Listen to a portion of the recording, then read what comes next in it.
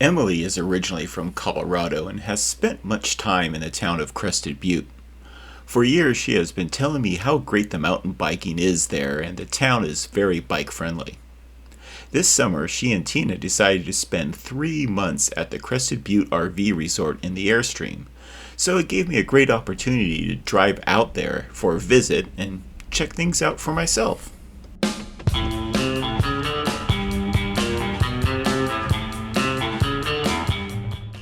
It takes a bit over 10 hours to drive from Phoenix to Crested Butte if there are no traffic issues. However, Highway 50 between Montrose and Gunnison was closed Monday through Friday due to construction. It was suggested by the locals to continue on Highway 160 through Cortez and Durango, hook onto the 112, 285, and then onto the 114 to Gunnison. This would add a few hours to the trip, so I decided to break the trip apart and do an overnight stay at the hotel in Pagosa Springs. As usual, I overpacked the truck and loaded up the bike on the Bedrock bike carrier. I brought my tools, hydration pack, clothes for 5 days, and of course a cooler with plenty of water, Gatorade, and beer.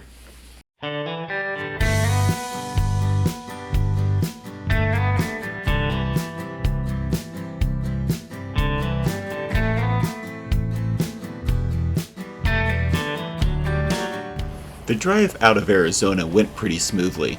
I added 200 pounds of sand to the bed to make the drive a bit more comfortable. Since I was driving alone, I took breaks every couple of hours to stretch and use the facilities. I have always been impressed with the rest stops here in Arizona.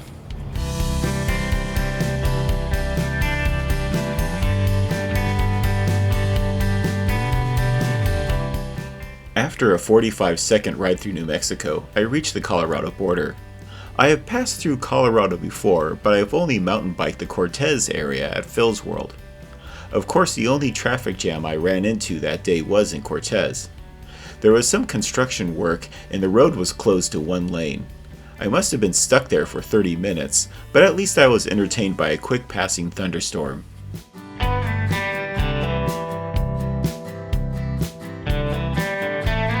The drive between Durango and Pagosa Springs can only be described as pleasant.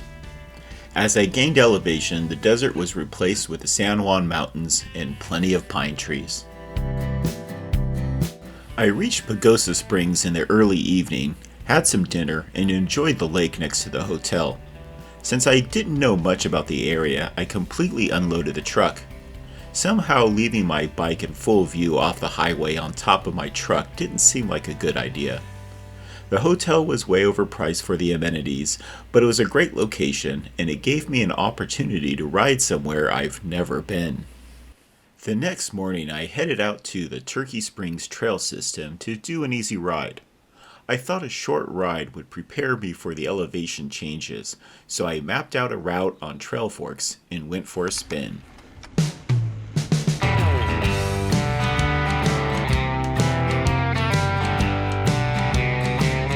The trail reminded me of the White Mountains in Arizona. It started as a double-track trail and after a few miles changed to single track. I made sure to map out something with not too much climbing and that I can do under an hour, and this route was perfect. There was plenty of tree cover on the ride, and just like the drive out to Pagosa Springs, the trail system was quite pleasant. I didn't run into anything technical other than a log, and the hardest part was climbing out of the downhill with a few punchy steep areas.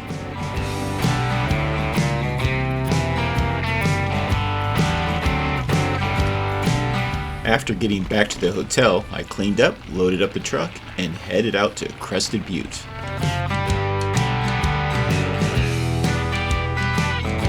The drive from Pagosa Springs to Crested Butte was absolutely beautiful. Not too many cars on the road and great views of the mountains. I passed through the Rio Grande National Forest and went over Wolf Creek Pass at over 10,000 feet. I also drove through some twisty canyons, and once I got to Crested Butte, got stuck behind a cattle drive.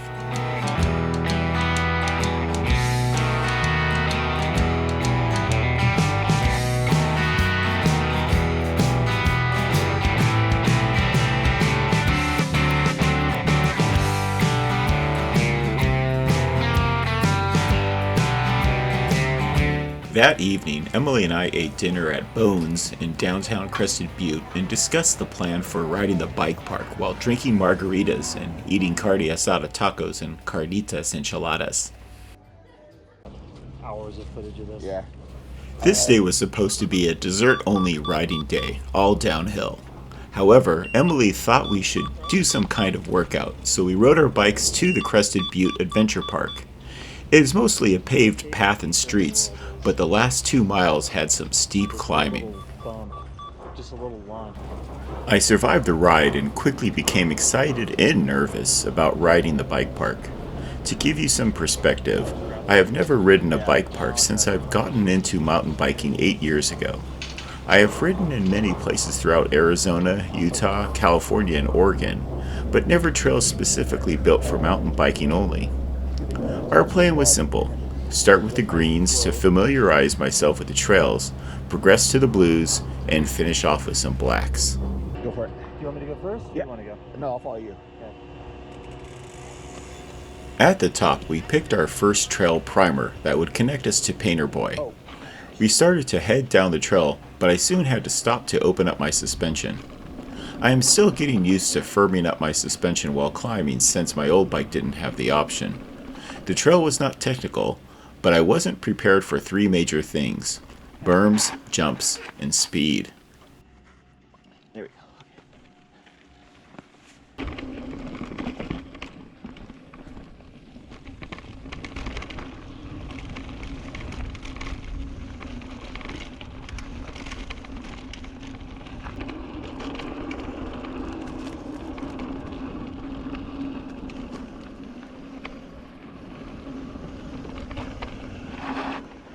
Most of the trails I ride are basic hiking trails that allow mountain biking. There are no real berms, and I generally need to slow down through the flat turns. At the resort, the switchbacks and curves of the trail are nicely bermed, so it took a few times before I got the hang of riding in the sweet spot of the turn. In trouble recovering off the berm, but and sometimes I ride too high up or something like that, but I'm getting used to it. I think I have to lean more into them, or get the. I think it'll be just a couple more runs, and then suddenly it'll just all. Yeah. I think I just need more practice. That's all. It's just it's something we don't have in Arizona, so I have to get used to it. Hell yeah. Painter Boy, along with most of the other trails, connect to Lower Awakening, then to Downtime to get back to the lift base. We headed back up to hit Hot Dogger next. Many of the berms have braking bumps due to people panicking and skidding on the turn. I quickly learned that I didn't need to go so fast on the straight sections, and I was able to modulate my brakes to keep the right speed through the berm. I was quite proud that I didn't skid my rear wheel on the trails. To finish off the morning, we hit the remaining green trail Awakening and a repeat of Hot Dogger with a little less crowd. Thanks.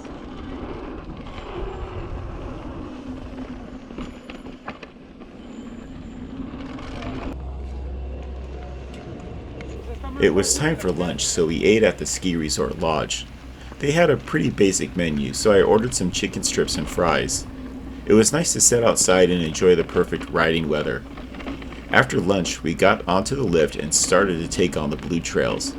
The difference between the greens and the blues were much larger berms, which would generally lead to a jump.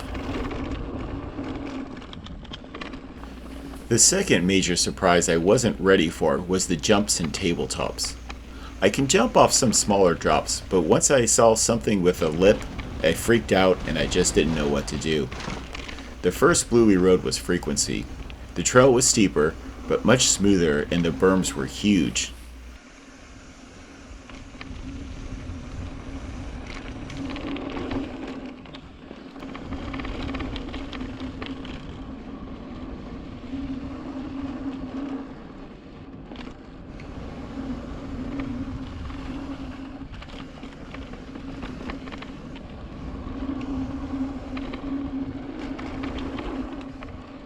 I was getting comfortable with my speed and was really having a great time. On the next run, we hit Luge, and it was my favorite for the day. The trail was closed in the morning due to maintenance, but after lunch we were able to ride it before it got closed again.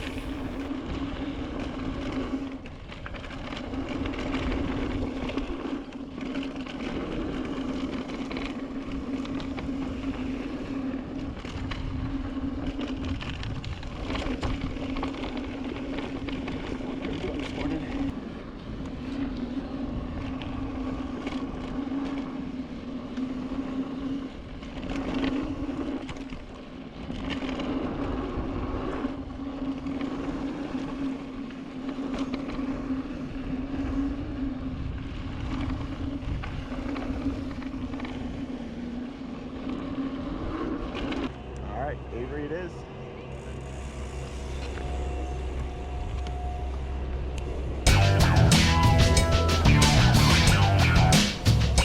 After getting through the blues, we headed for Avery, my first Black Diamond trail at a resort. The funny thing about this trail was that it seemed more familiar to me. I guess it is similar to trails I have ridden in Sedona or Moab. It has some nice rocky sections and a couple crazy lines. I would call myself a strong intermediate rider. I can get down a black trail, however I won't look good getting down the trail. It still felt good getting down the trail, and when I return, I will want to spend more time getting to know the lines.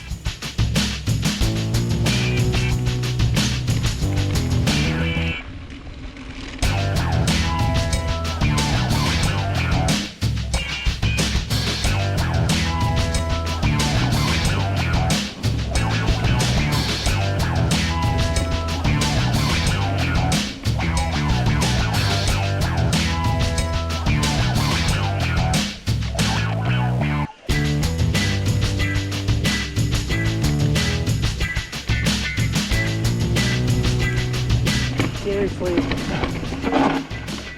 Holy oh, that's the line right here. That's the alternative line.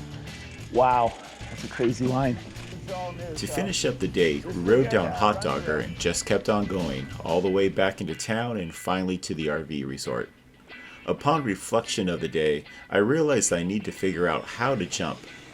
Connecting the berms to the jumps and keeping that third major factor, speed, would lead to endless smiles. I concluded that I should take a skills course in jumping this fall in Arizona.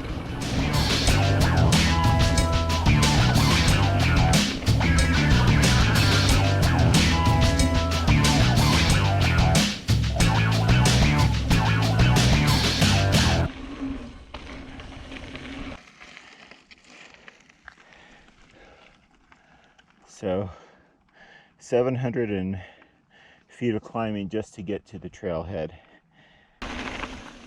After a day at the bike park, I was ready for an adventure through the mountains. Emily took me to a scenic trail called Lupine.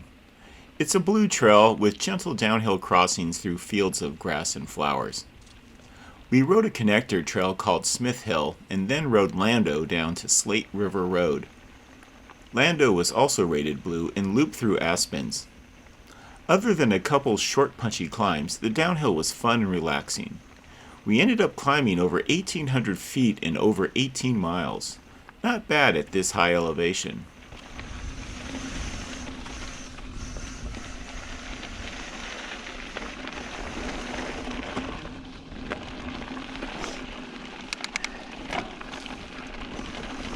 Now you can see Emily's way down there, but that's okay. I've never been on this trail, so I'm gonna take it easy and let the flowers beat my shins here.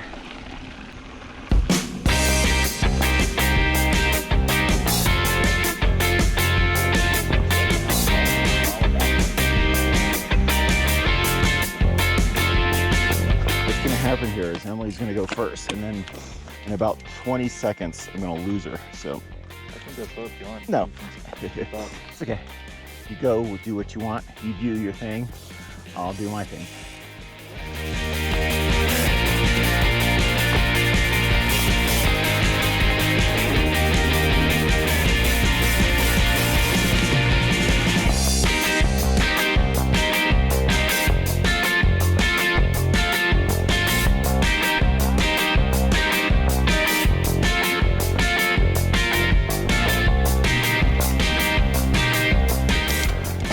And Emily said this was all downhill.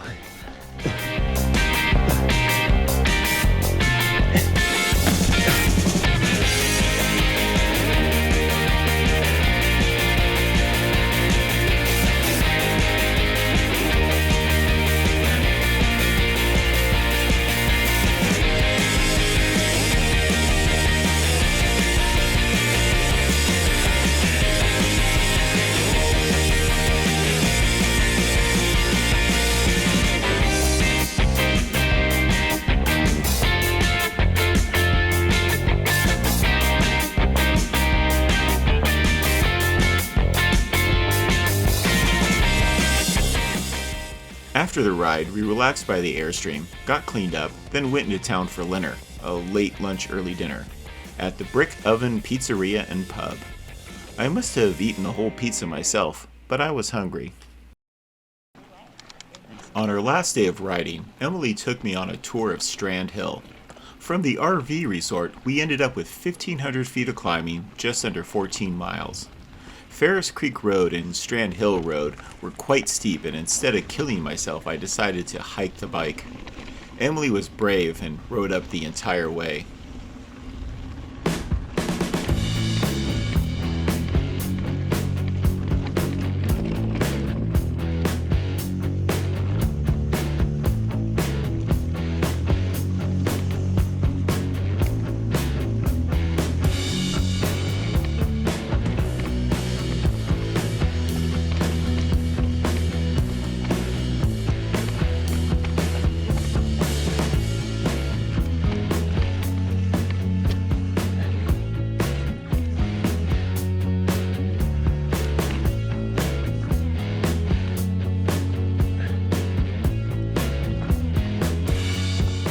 The trail is rated as a blue, and the downhill was quite fun, although a little muddy.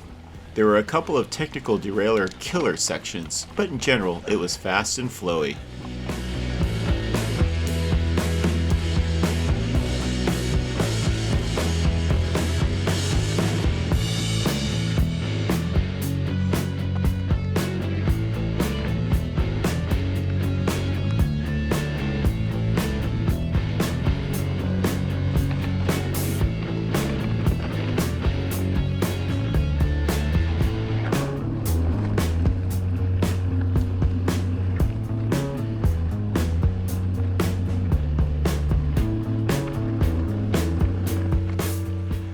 Towards the end of the ride, we had to deal with a water crossing where everyone was taking off their shoes to get through the mess. Since it was the end of the ride, I didn't bother and carried my bike through the mini lake.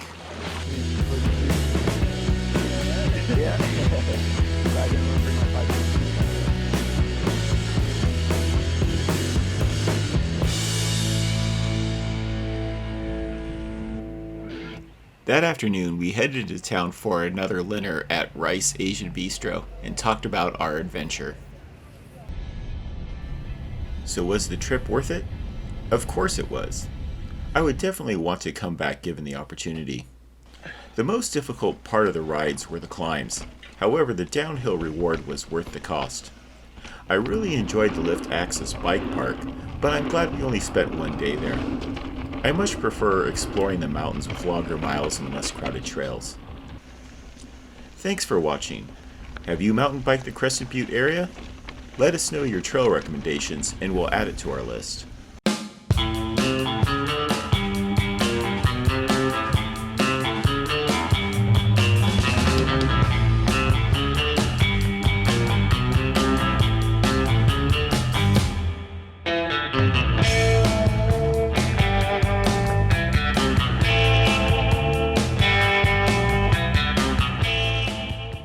Stretch out my hand here before we get back into the aspens.